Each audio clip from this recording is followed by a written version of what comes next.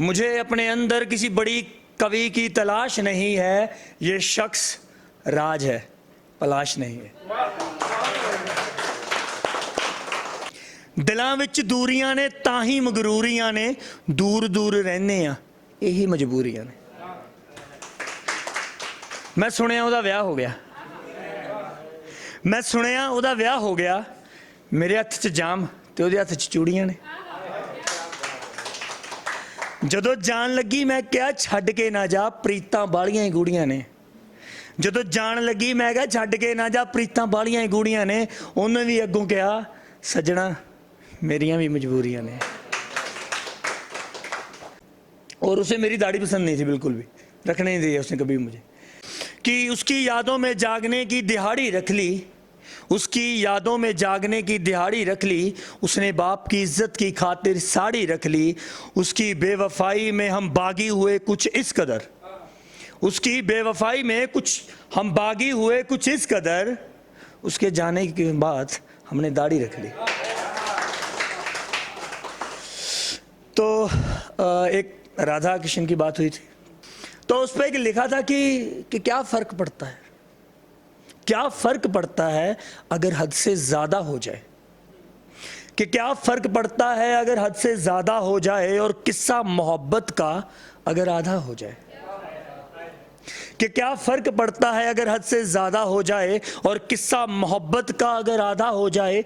मुझे मरना भी मंजूर है मगर एक शर्त पर, कि मुझे मरना भी मंजूर है मगर एक शर्त पर, इश्क में मैं कान्हा और वो राधा हो जाए।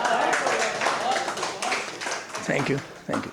तो आज जैसे मैं लास्ट टाइम जब मैंने फर्स्ट टाइम परफॉर्म किया था सोशल में, तो मैंने स्टोरी सुनाई थी, तो आज भी एक स्टोरी है, वो अक्सर मेरे ख्वाबों में आती है, कि वो अक्सर मेरे ख्वाबों में आती है और आके मेरे सीने से लग जाती है। कभी मेरे माथे को तो कभी मेरे गालों को बड़े प्यार से चूमती है, और मैं भी बड़ी शिद्दत से उसे अपने गले से लगा लेता हूँ।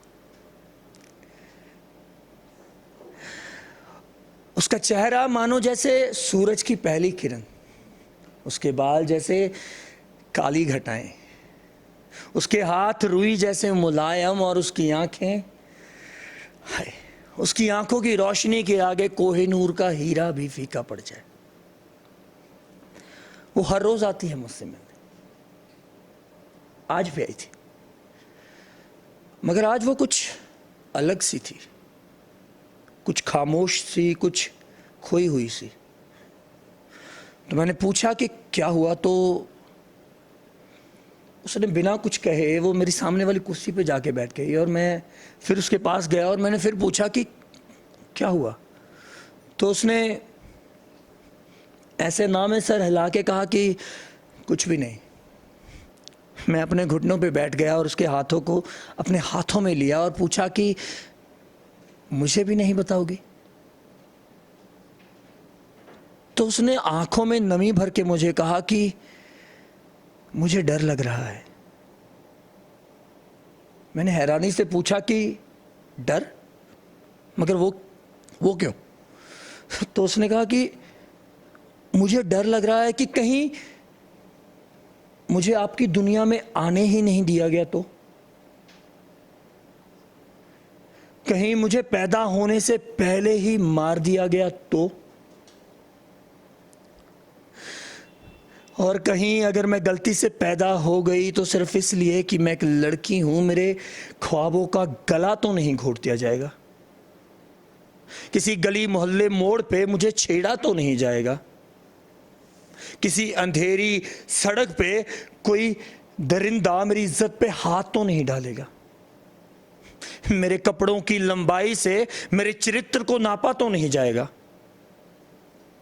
और अगर कहीं मैंने अपनी मर्जी से अपना जीवन साथी चुन लिया तो ये समाज ये तो नहीं कहेगा कि मैंने अपने माँ बाप की इज्जत को मिट्टी में मिला दिया। और शादी के बाद मुझे सिर्फ इसलिए ताने तो नहीं मारे जाएंगे कि मैं उन्हें एक बेटा ना दे सकी, यहाँ मुझे इसीलिए एक मारा पीटा तो नहीं जाएगा, यहाँ किसी आग में जला तो नहीं दिया जाएगा कि मैं दहेज ना ला सकी। उसकी बातें सुन के मेरी आंखों में आंसू आ गए। मैंने उसके हाथों को अपने हाथों में लिया और कहा कि ऐसा कुछ भी नहीं होगा, मैं हूं ना। तो उसने मुस्कुरा के मेरी तरफ देखा और कहा कि आप मुझे सराखों पे बिठाओगे ना पापा, आप मेरा साथ निभाओगे ना।